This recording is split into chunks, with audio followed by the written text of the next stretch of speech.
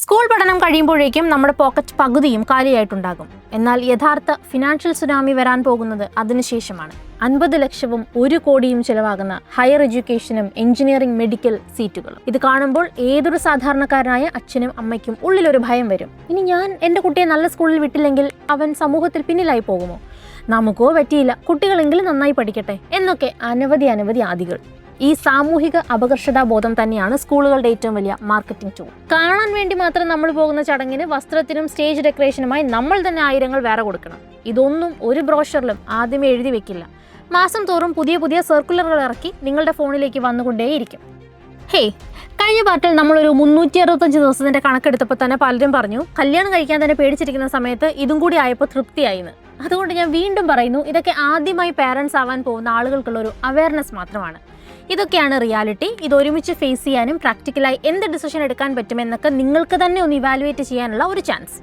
അപ്പോൾ parenting inflation part 1 കണ്ടിട്ടില്ലാത്തവർ അത് കണ്ടതിന് ശേഷം ഈ വീഡിയോ കണ്ടിന്യൂ ചെയ്താൽ നന്നായിരിക്കും.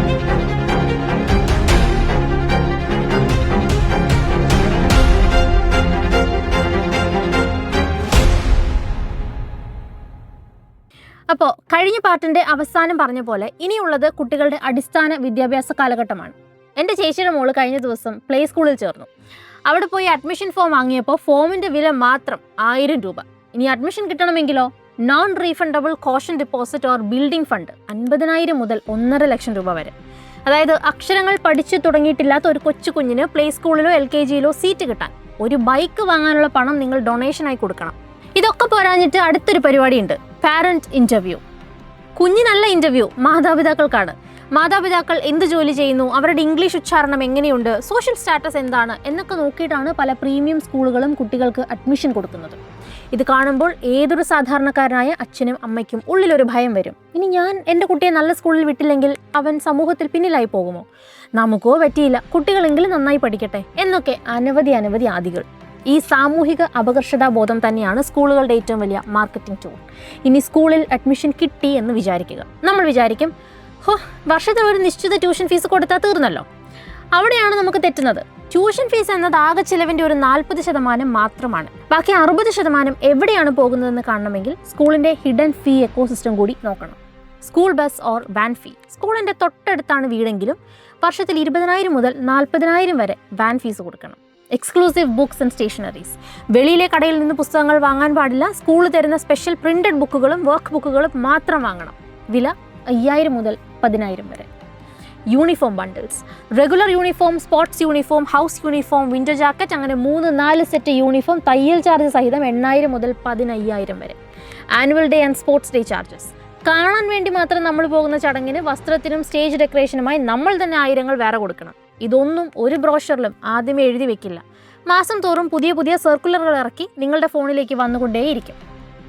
സ്കൂൾ സമയം കഴിഞ്ഞാൽ കഥ അവിടെ തീർന്നു? ഇല്ല. അടുത്തതാണ് the after school economy.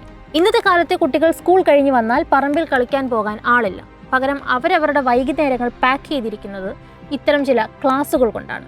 Abacus and Vedic mathematics ഒരു 1,500 രൂപ per month.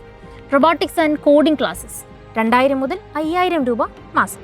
Karate, dance, music, swimming classes, entrance coaching for high schoolers. ആലോചിച്ച് നോക്കിയേ, മാതാപിതാക്കൾ ജോലി തിരക്കിലായതുകൊണ്ടും ചുറ്റുമുള്ള കുട്ടികളെല്ലാം ഇത്തരം ട്രാക്കിൽ ഓടുന്നതുകൊണ്ടും നമുക്ക് നമ്മുടെ കുട്ടിയെ ഇതിലേക്ക് തള്ളിവിടേണ്ടി വരുന്നുണ്ട്. ഇതിൻ്റെ കൂടെ ബോണസായി വരുന്നത് എന്താണെന്ന് അറിയാമോ? Day care cost. 2 പേരും ജോലിക്ക് പോകുന്ന കുടുംബങ്ങളാണെങ്കിൽ സ്കൂൾ സമയം കഴിഞ്ഞ് കുട്ടിയെ ഈവനിങ് ഡേ കെയറിലാക്കാൻ മാസം 4,000 മുതൽ 8,000 രൂപ വരെ വേറെ കൊടുക്കണം. ഇനി നമുക്ക് ഏറ്റവും പ്രധാനപ്പെട്ട കണക്കിലേക്ക് വരാം. ഒരു ശരാശരി മലയാളി കുടുംബത്തിൽ ഒരു കുട്ടിയെ LKG മുതൽ 12ാം ക്ലാസ് വരെ ഒരു നല്ല പ്രൈവറ്റ് CBSE അല്ലെങ്കിൽ ICSE സ്കൂളിൽ പഠിപ്പിച്ചിറക്കാൻ മൊത്തം എത്ര രൂപ ചിലവാകും? കിൻഡർ ഗാർഡൻ, അതായത് LKG UKG, 2 കൊല്ലത്തെ LKG UKG പഠനത്തിന് മാത്രമായി പ്രതിവർഷം ശരാശരി 75,000 വെച്ച് കണക്കാക്കിയാൽ തന്നെ തുടക്കത്തിൽ തന്നെ നമ്മൾ കൊടുക്കേണ്ടി വരുന്നത് 1.5 ലക്ഷത്തോളം രൂപയാണ്.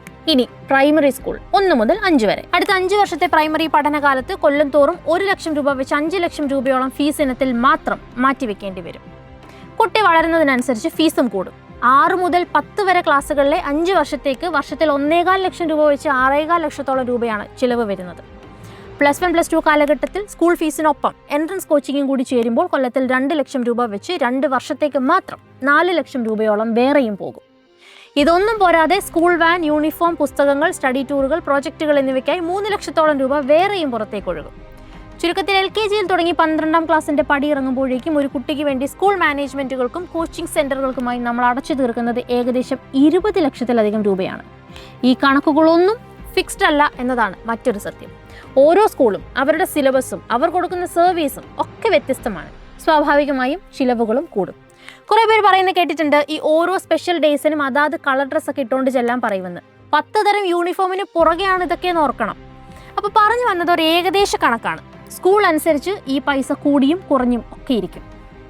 ഇനി മറ്റൊരു പ്രധാനപ്പെട്ട കാര്യം കൂടിയുണ്ട്.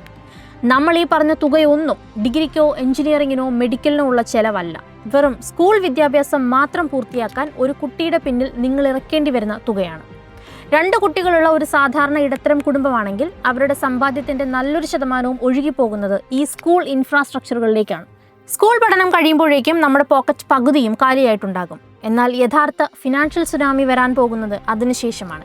50 ലക്ഷവും 1 കോടിയും ചിലവാകുന്ന ഹയർ എഡ്യൂക്കേഷനും എഞ്ചിനീയറിംഗ്, മെഡിക്കൽ സീറ്റുകളും, വിദേശത്തേക്ക് പഠിക്കാൻ പോകുന്ന തരംഗമുണ്ടാക്കുന്ന ലക്ഷങ്ങളുടെ കടം വേറെ, ഒടുവിൽ കോടികൾ പൊടിപൊടിക്കുന്ന ഡെസ്റ്റിനേഷൻ വെഡ്ഡിങ്ങുകളും കല്യാണ ചിലവുകളും.